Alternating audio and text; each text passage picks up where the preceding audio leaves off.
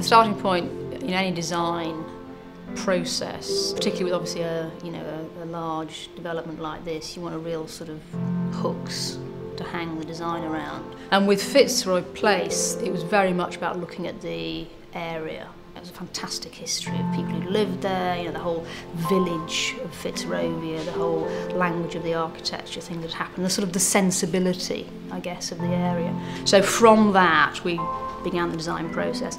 And if you look at the finished design, there's a sort of clarity, there's an elegant simplicity to the design. It's not, 3,000 different materials, it's a simple palette of really beautiful quality materials, which of course looks like it's that, but it takes a huge amount of design process and careful and considered construction to actually get something that simple and effortless.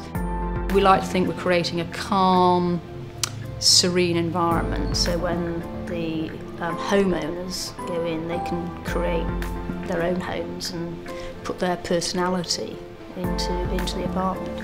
We try and put ourselves in the heads of who we're designing for, but we want to give them the ability to have that flexibility and to allow them to put their personality onto the apartment. I mean, Fitzroy Place, they are very generous apartments, there's no question about it. We're using the space to the max in terms of floor to ceiling heights, and we've got raised ceiling areas within the spaces, so you've got as much space as possible to actually live in.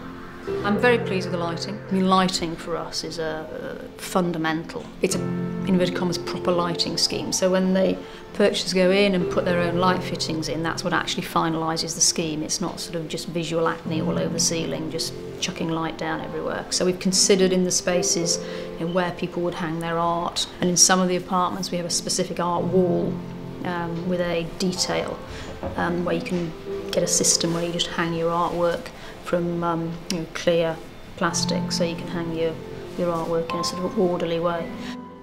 You're in central London, and actually you can fall out of your door and be in Charlotte Street in a wonderful restaurant.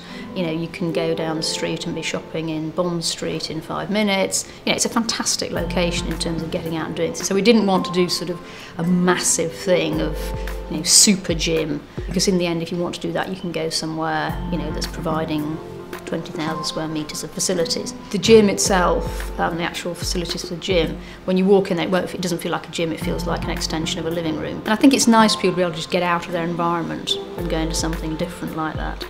In the end, a successful design is a many-layered thing. And it's all that sum of the parts that makes something that is absolutely fantastic. I think they have that sensibility that means that you put your furniture, your artwork, when the people occupy them. Each one will be very individual, and they will feel like homes. I think that's the point, because in the end, a home is about memories and objects and what's around you. So when people are living there, I think they'll be able to make them into homes.